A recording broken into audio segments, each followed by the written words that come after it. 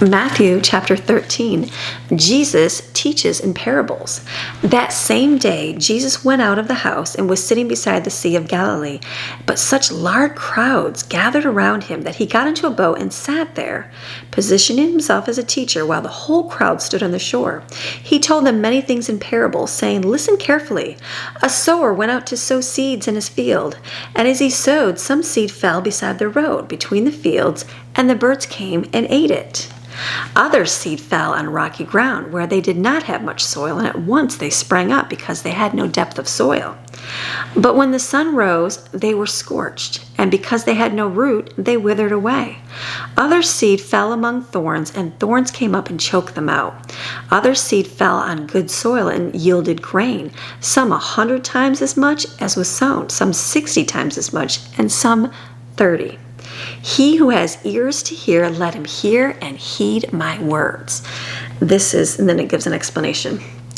Then the disciples came to him and asked, "Why do you speak to the crowds in parables?" And Jesus replied to them, "To you it has been granted to know the mysteries of the kingdom of heaven, but to them it has not been granted. For whoever has spiritual wisdom because he is receptive to God's word, to him more will be given, and he will be richly and abundantly supplied.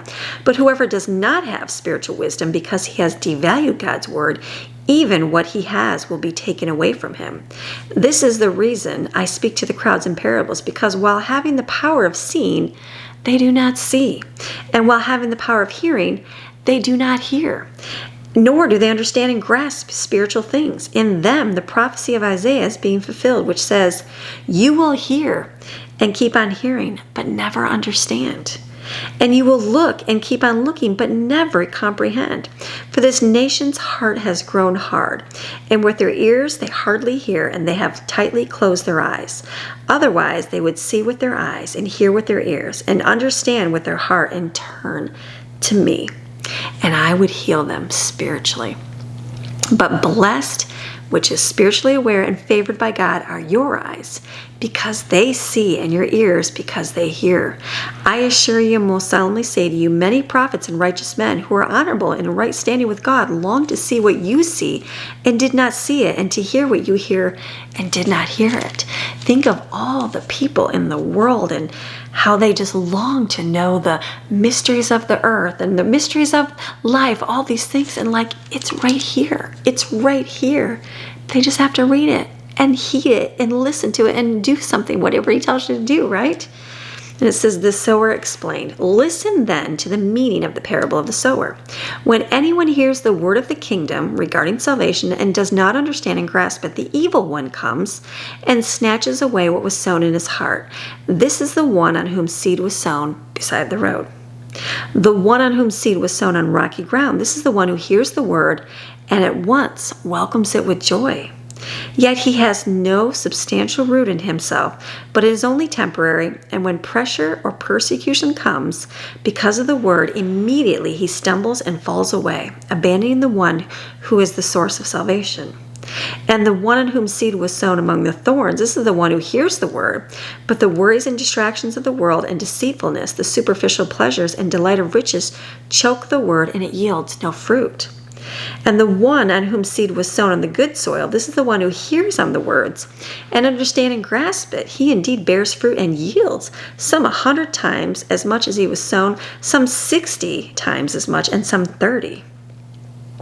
So this is, again, it's like, which one are you? Are you the one that hears it, but right away the devil just comes, takes it because you're not worth it.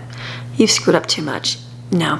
God's not looking for you. You've done too many wrong things. Are you the one that maybe you hear it and you hear a little quote, you hear a little YouTube short, or you hear some word, somebody says something, and you're like, yes, this is super exciting, this is good. And then the next day you wake up and the enemy already is replaying everything in your head. And right away you forget everything and you start thinking about the worries and distractions of the world, and goes, is that the one?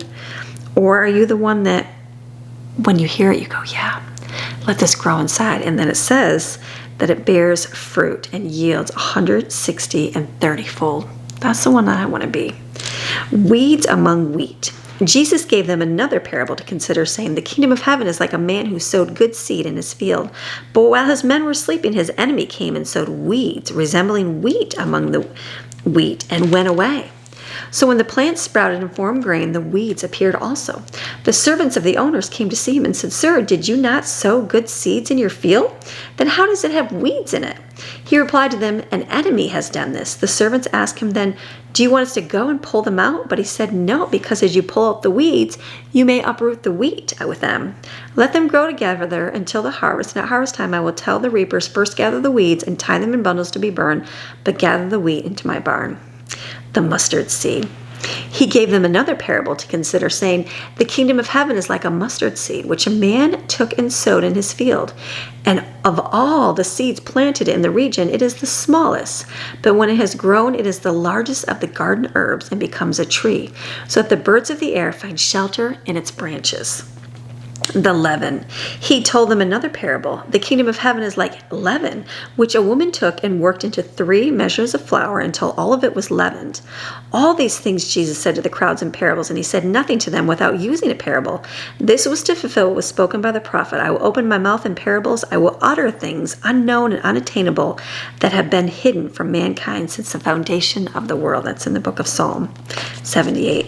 The weeds are explained. Then he left the crowds and went into the house, and his disciples came to him, saying, "Explain clearly to us the parable of the weeds in the field." He answered, "The one who sows the good seed is the Son of Man, and the field is the world. And as for the good seed, these are the sons of the kingdom, and the weeds are the sons of the evil one."